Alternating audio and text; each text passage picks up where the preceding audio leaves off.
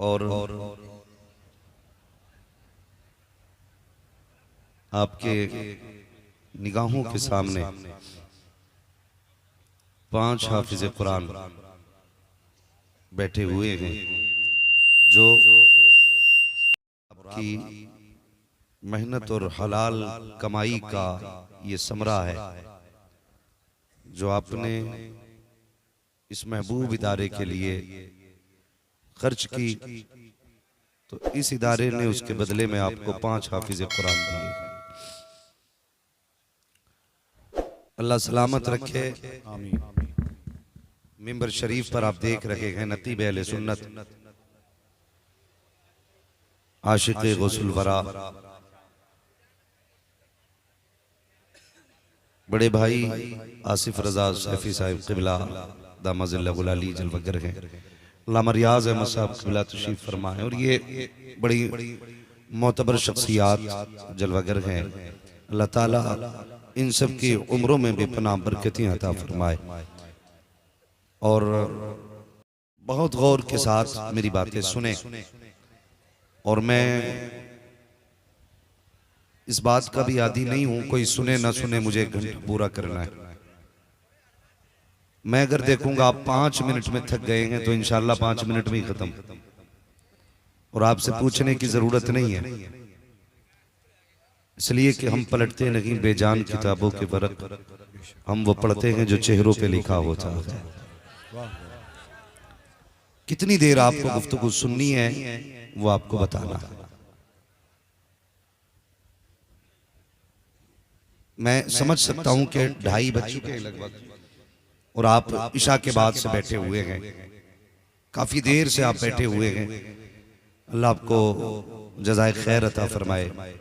लेकिन आप जहां बैठे हुए हैं ख्याल रहे यहां आया नहीं जाता, यहां बुलाया जाता है। वाह वाह वाह। यहां कोई अपनी मर्जी से नहीं आता, यहां सब उनकी मर्जी से आते हैं। यही वजह है इतने बड़े मजमे में कितने गरीब भी बैठे होंगे, कितने अमीर भी होंगे। कई अमीर ऐसे होंगे जो नहीं आए होंगे, कितने गरीब ऐसे होंगे जो नहीं पहुंच पाए होंगे। तो जाहिर है कि इससे यही साबित होता है कि यहां कोई अपनी मर्जी से नहीं आता बल्कि बुलाया जाता है। और जिनके सरों पे टोपियां नहीं हैं उनसे मेरी इतनी गुजारिश है कम से कम जलसे में आया करो तो टोपी लेके आया करो। अचानक तो आके नहीं बैठे होंगे ना, यहाँ पे इरादा करके आए होंगे ना घर से कि जलसे में जा रहे। अल्लाह आपका भला करे। 1800 रुपए के जूते खरीद सकते हैं, 18 रुपए की टोपी नहीं। अगर किसी चौराहे पे बात चले तो हमारी कौम के कुछ चर्ब जबान लोग बैठ के कहते हैं बेड़ा ही गरक कर दिया मौलवियों ने। ऐसा लगता है जैसे दुनिया इसी ने संभाल रखी है। नुकसान किसी का होता है, जिम्मेदार मौलवी होता है। हवेली किसी की गिरे, बदनाम मौलवी है। फसल मारी जाए, अरे मौलवी बड़े खराब है, ये 14वीं सदी चल रही है, ये 15वीं सदी चल रही है, ये बंदा खड़े होकर कहता है। मैं इन बुजुर्गों के कदमों को बोसा दे के बड़ी जिम्मेदारी के साथ कह रहा हूं, खुदा की कसम, अगर आज जमीन सलामत है तो इन्हीं अल्लाह वालों के कदम की बरकत से सलामत है, वरना कसर नहीं रखी है हमने कोई भी सितम करने में। कोई कसर हमने नहीं रखी है तबाही फैलाने में। खुद आप इस बात के बारे में सोचे जो मैं कह रहा हूं। मैं हाथ नहीं उठवाऊंगा किसी के, खुद अपने दिल पे हाथ रख के खुद फैसले करें। हम शीशे के आगे खड़े होते, कभी गालों की सुर्खी, कभी बालों की सरवटें, कभी पलकें, कभी जुल्फें, ये सवारा करते। इसके धोखे में ना आया करो। यह आईना तुम्हें जाहिर दिखाता है, ये अंदर नहीं दिखाता तेरे अंदर कितना महल है। ये सिर्फ वो दिखाता है जो ऊपर है, और इसे देख के मत कहना कि तू बहुत अच्छा है। अगर कभी अंदर देखना है ना, लिहाफ में मुंह डाल, आंखें बंद कर और अपनी गुजरी हुई जिंदगी के बारे में सोच के तूने कितनी जिंदगी किस काम में गुजारी, फिर तुझे पता चलेगा कि तू अंदर से कितना सुथरा है, कितना साफ है। आज कलमिया के हमारे लिए मुझे इतना बड़ा मजमा मिला है ना, तो मैं चाहता हूं दर्द दिल आपके सामने रख जाऊं।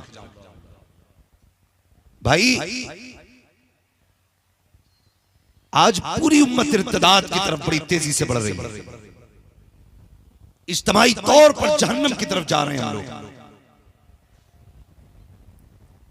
सारे लोग चीख रहे हैं भाई इसको कैसे रोका जाए, बेटियां जा रही हैं इनको कैसे बचाया जाए, नौजवान शादी कर रहे हैं तो धर्म बदल ले रहे हैं, बेटियां शादी कर रही हैं मजहब छोड़ दे रही हैं, सब चीख रहे हैं बचाओ।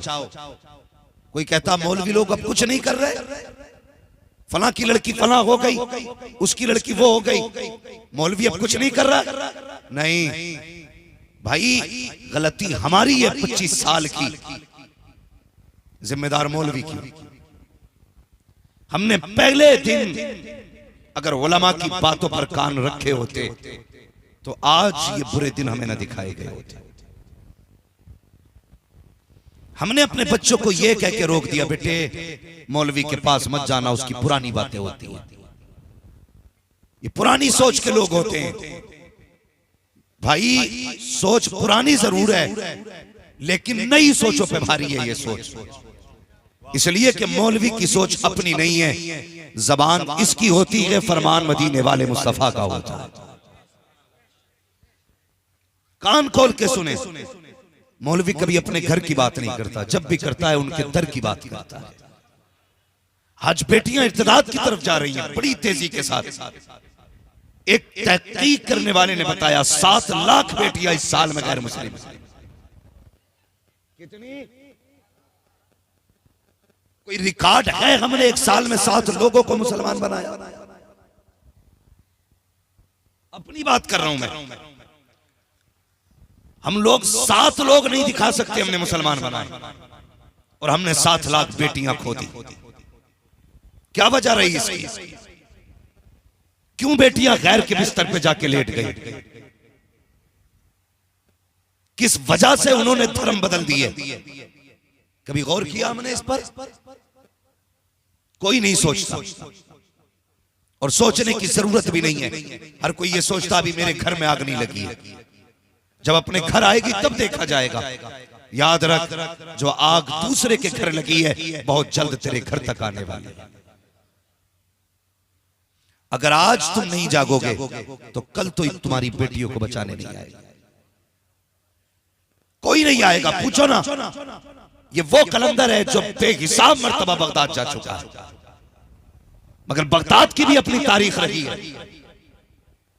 ये वही बगदाद है जहां हलाकू ने मुसलमानों का कत्लेआम किया था। पढ़िए तारीख। मैं एक दिन तहकीक कर रहा था किसी चीज को लेकर के, मैंने पढ़ा, मेरी आंखें खुली की खुली रह गई। अरबाब मिंबर से सिर्फ दुआएं चाहिए, मैं कड़वी हकीकत बयान करने लगा तो अचानक की बात मेरी आंखों के सामने से गुजरी।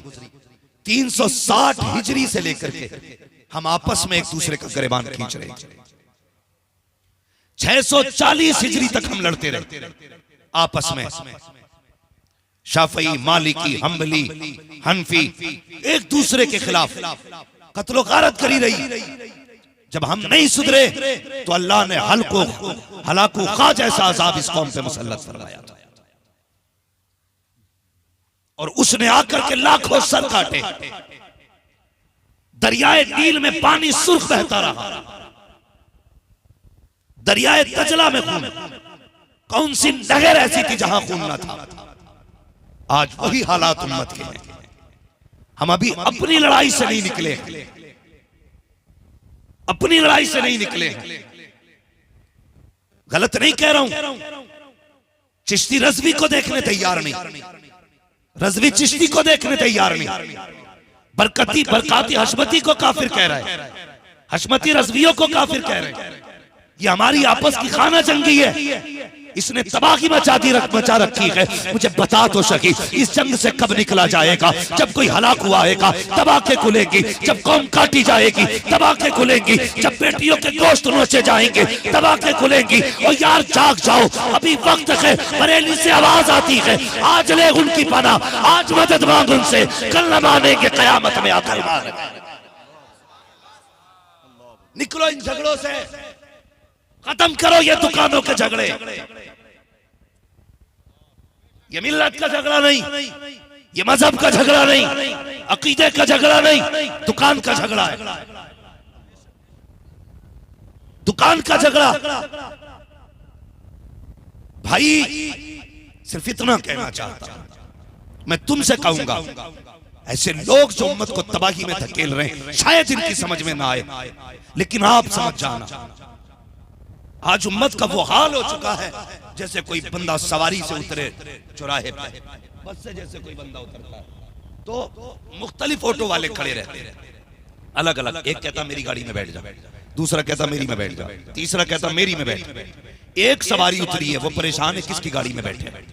एक थैला लेके चला गया, दूसरा बच्चा लेके चला गया, तीसरा बीवी का हाथ पकड़ के ले गया। अब ये मालिक अकेला खड़ा है, कौन से ऑटो में जाऊं? इसमें जाता हूं तो बच्चा गया, इसमें गया तो बीवी गई, इसमें बैठा तो सामान गया। ये सोच के बंदा परेशान है, आखिर बैठे तो किस में बैठे? आज एक सादा दिल इंसान परेशान है, आखिर जाए तो किसके साथ जाए? आज जाए तो किसके साथ जाए? हशमतियों में जा रहा है तो वो कहता रजवी गलत है, रजवियों में जा रहा है तो वो कह रहा है कि बरकाती गलत है, बरकातियों में जा रहा है वो कहता चिश्ती गलत है, चिश्तियों में जाए तो कहता वो सारे ही गलत है। तो एक बंदा परेशान है, आखिर थामे तो किसका दामन थामे? सिर्फ एक पहचान याद रखना, सिर्फ एक पहचान। अगर सही रास्ते की तलाश है ना तो इतना देख लेना, जिधर फिक्रे इमाम अहमद रजा हो आंखें बंद करके चले जा, जिधर इमाम अहमद रजा की फिक्र है आंखें बंद करके चले जाओ, ये सीधा रास्ता तुम्हें मुस्तफा के मदीने तक लेके जाएगा। आज परेशान है उम्मत, हम अभी अपने झगड़ों से नहीं निकले हैं। क्या ये उम्मत के लिए रोने की बात नहीं है? आज बेटियां तेजी के साथ गैर मुस्लिमों में जाके शामिल हो रही, लेकिन ना हमारी शादी के डीजे पे फर्क पड़ा, ना हमारे जहेज के डिमांड पे फर्क पड़ा, ना हमारी बढ़ती खुराफातों पे फर्क पड़ा। कितनी देर फर्क पड़ता है? जब खबर मिलती है आज फलां की बेटी चली गई, तब कहते बड़ा बुरा हुआ, अगले तीसरे दिन फिर वही रविश है, वही चाल है। अल्लाह ने जरा से दाने के दे दिए जेब में, इतराए फिर रहा है, रिश्ता नहीं कर सकता, कहता 10 लाख मिलेंगे तब रिश्ता करूंगा, 20 लाख मिलेंगे तब रिश्ता करूंगा। और हया नहीं चाहिए, और खुदा के वास्ते पूछो इन उलमा से हम कितनी तबाही में जा रहे हैं, जाकर के देखो हालात अच्छे नहीं है। ये बेटियां क्यों जाके लेट गई खैरों के बिस्तर पे? क्या इन्हें पता नहीं है जहन्नम का अजाब कितना सख्त है? क्या ये भूल चुकी है किसकी उम्मत में पैदा हुई है? और यार हमने फिक्र बदल डाली, हमारे घरों के अंदर 58 इंच की एलसीडी तो लगी है लेकिन कुरान नजर नहीं आता है, 27 इंच की एलसीडी तो है लेकिन मुस्तफा की कोई किताब नजर नहीं आती है। सामने एलसीडी है, कुरान अलमारी में रखा है, सामने एलसीडी है, किताबें अलमारी के अंदर है। और बेटियों को तुमने सीडी दिखाई, बेटियों को टीवियां दिखाई, और तुम्हारे घरों के अंदर जो ये तमाशे चलते रखे,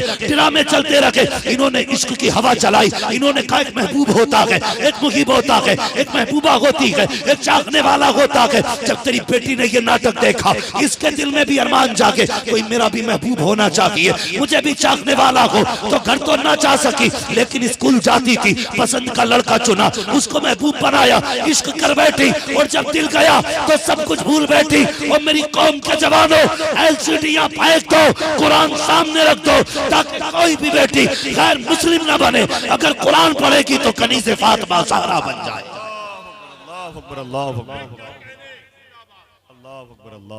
एक ही नशा चढ़ा है, एमबीबीएस बनाऊंगा बेटी को, और ये नशा भी इसलिए चढ़ा कि सामने वाला जो गधा है ना उसे खुद एमबीबीएस बहू चाहिए। तालीम का मुखालिफ नहीं, तालीम औरतों की जरूरी तो है, मगर खातूने खाना हो वो सबा की परीना। मैं मुखालिफ नहीं, पढ़ाओ बच्चियों को। हमारे लंगर बड़े मशहूर हैं, हमारे उर्स बड़े मशहूर हैं। हाँ, मगर हमने आज तक एक काबिले जिक्र बच्चियों को अपने स्कूल नहीं दिया। एक काबिले जिक्र स्कूल बच्चियों को ना दे सके। आज भी हम मोहताज दूसरों के, तू पढ़ाएगा तो मेरी बेटी पढ़ेगी। शर्म आनी चाहिए हमारी कौम को। भाई खुदा तौफीक दे, जो साहिबे सरवत हैं, साहिबे दौलत हैं, उनसे मेरी गुजारिश है अपनी कौम को, बेटियों को ऐसे स्कूल, ऐसे कॉलेजेस दे दो जिसमें पढ़ने वाली भी बेटियां हो, पढ़ाने वाली भी बेटियां। क्यों नहीं देते हो? क्योंकि जो डिमांड चल रही है ना, रिश्ता होता तो यही पूछा जाता है कि भाई बच्ची क्या पढ़ी है। अगर कहते भाई हाई स्कूल पास है, ठीक है। अगर गरीब बाप कहते नहीं मेरी बेटी को बस कुरान आता है, तो कहते हैं बस कुरान आता है, बस कुरान आता है। ऐसा लगा जैसे फालिज गिर गया इस पे। शर्म कर। कितनी घटिया सोच आज लोगों की हो चुकी है। एक बाप कहता मैंने बेटी को कुरान पढ़ाया, कहता बस कुरान पढ़ाया। तुझे पता है ये कुरान क्या है? वो तुझे पता ना हो तो सुन, जो लोग नेताओं की बैठक पे बैठ करके वक्त जाए करते और इसलिए उसकी बैठक पे 1 महीना बैठक लगाते कि अगले महीने में वो राशन की पूरी बोरी देगा, एक प्लाट नाम करा देगा, 500 रुपए दे देगा, बाजार करने दे देगा हफ्ते में। तुझे पता तेरा वक्त कितना कीमती है? अपना वक्त जाए करते हम वहां बैठ करके 500 रुपए मिले, नारे लग रहे हैं साहब, फला साहब जिंदाबाद, फला साहब जिंदाबाद। मोहताज बन के कुत्ता बना दिया हमारी सोच ने हमें। और ये क्यों बने? कुरान से दूर हो गए। 5 हाफिज बने। खुदा की कसम खा के कहता हूं, जाओ पूरी दुनिया की दौलत इकट्ठा कर लो, एक हाफिज कुरान को एक पल्ले में रखो और सारी दुनिया की दौलत को दूसरे पल्ले में रखो। सारी दौलतें मिलकर के एक हाफिज कुरान की बराबरी नहीं कर सकती। क्या समझता है तू कुरान को? कह रहा बस कुरान। शर्म कर। मेरे हुजूर फरमाते हैं, जो बंदा अपने दिन की शुरुआत, आगाज सूरह यासीन शरीफ से करता है तो उसके पूरे दिन के काम अल्लाह के जिम्मे हो जाया। पढ़ा कुरान। हमें कितने ऐसे भी होंगे जिन्होंने जिंदगी में कभी खोल के ही नहीं देखा होगा। रोना आता इस बात पर। कितने ऐसे होंगे जिन्होंने 6 महीने से कुरान नहीं खोला। कितने ऐसे होंगे जिन्होंने हफ्तों से कुरान नहीं खोला। महीने बीत जाते, कभी कभी तो लोग तभी कुरान खोलते हैं जब घर में मैयत होती है। सोचो तो सही, हम कर क्या रहे हैं? सोचो, हम उस कुरान से दूर हो गए। हमने सिर्फ कुरान को मौत के लिए समझा, कुरान को मैयत के लिए समझा। हमने कुरान मुर्दों के लिए नहीं आया था सिर्फ, बल्कि कुरान कायनात को जिंदगी देने के लिए आया था। और हमने इसी कुरान को छोड़ दिया। एक गरीब कहता मैंने बेटी को कुरान पढ़ाया, बेगैरत कहता बस कुरान। क्या चाहिए था? कब बीए होना चाहिए था, बीए चाहिए था। बीए की तूने नहुसत नहीं देखी? तेरी समझ में बात नहीं आई अभी तक? जो मारे मारे फिरते हो ना मजारों पे कि बहू ने पूरे घर को तबाही में दे रखा है, ये तेरे बीए की नहुसत है। अगर तूने बेटी को कुरान वाली देख के पसंद किया होता, कसम खुदा की, अगर कुरान वाली तेरे घर की बहू बनती, कदम उसके होते करम मदीने वाले मुस्तफा का। हम ही ने कुरान वालों को जलील किया, हम ही ने रुतबे घटाए हैं कुरान वालों के। रिश्ता करने जा रहे तो बीए देख रहे, एमए देख रहे, देख तो सही, दीनदार देखा कर दीनदार। मेरे हुजूर ने क्या फरमाया था?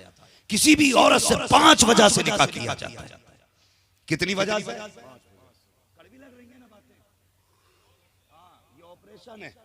अगर मैं रहम करूंगा तो फिर ये समझ लेना नासूर बनेगा। मैं रहम नहीं करूंगा, और मैं इसलिए कहता हूं, मैं आईना को दिखाऊंगा दाग चेहरे के, जिसे खराब लगे सामने से हट जाए। हाँ, फिक्र नहीं है आपको क्या लगता है। मसला यह है कि उम्मत कहां जा रही है, उम्मत कहां जा रही है। मेरे हुजूर ने क्या फरमाया था? किसी भी लड़की से 5 वजूहात में से सिर्फ किसी एक वजह से आदमी निकाह करता है। 5 वजहों में से पहली वजह फरमाया, या तो बंदा औरत से उसके हसब की वजह से निकाह करता है, या माल की वजह से, या हुस्न की वजह से, समझ रहे मेरी बात? हसब की वजह से, हुस्न की वजह से, माल की वजह से, और एक वजह और बयान फरमाई, या वो पांचवी वजह, हसब, हुस्न, माल, शान, कि अगर इससे शादी कर लेंगे तो अपनी भी पावर बढ़ेगी। और पांचवी वजह फरमाई, या फिर दीन की वजह से, दीनदार होने की वजह से। फरमाया चार वजह से निकाह मत करना, उसके हुस्न की वजह से नहीं, दौलत की वजह से नहीं, शानो शौकत की वजह से नहीं, हसब की वजह से नहीं। अगर किसी भी लड़की से निकाह करो तो उसके दीनदार होने की वजह से।